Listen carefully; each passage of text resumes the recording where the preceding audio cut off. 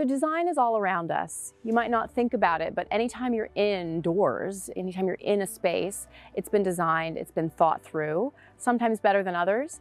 And I find that a well-designed space always makes you feel good. At the end of the day, that's what it's really about. It's about being in a space that you want to be in, that just makes you feel relaxed or feel energized or inspired to invite guests into your home. Those are the type of elements you need to consider when you're thinking about your remodel or refreshing your space. Is number one, what do you want people to feel when they come into the space? How do you want to feel when you come into the space? And also, if you're going to be remodeling, what's the end result you're hoping for? Is it a quick flip that you're hoping to improve the value of the property? If that's the case, kitchens and baths, always the most important. Curb appeal, also very important. First impression is everything. If it's a place you're going to be living in with your family for a number of years, what are the elements that would make that everyday experience better for your family? Function, also looking at the aesthetics of that, people are just happier when the place is pretty.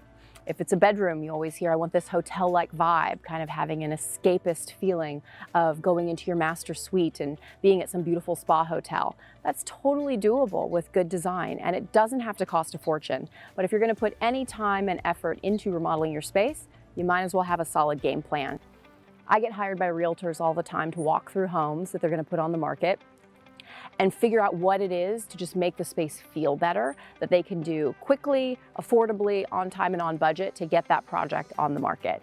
And that's a challenge that I really enjoy because it's using a different skill set. You're not building for a specific client, but you need to fix the things that a lot of people might not directly pick up on, yet they're gonna walk through and they're just not gonna love the home.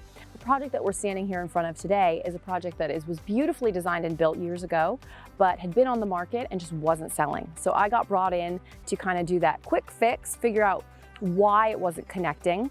And there was a number of issues that we had to deal with. Number one, privacy from the street. Number two, the kitchen was super cold. So we did some beautiful quick updates to make it feel fresh, but at the same time timeless. The kitchen was very modern and Italian, but this is kind of a French style, contemporary home. And so it needed some updates just to feel a little bit more finished, a little more complete. So if you're looking at how can I maximize the value of this real estate, you need to think about what makes people comfortable and where they tend to congregate. And as you start to dissect the psychology in that, good design ideas just start to kind of flow out from there. So those are the types of things that I like to walk through a project and talk about with the realtor or with the clients and figure out what it is that we need to attack first as priority, and then what are things that we can live with or hide with a good coat of paint.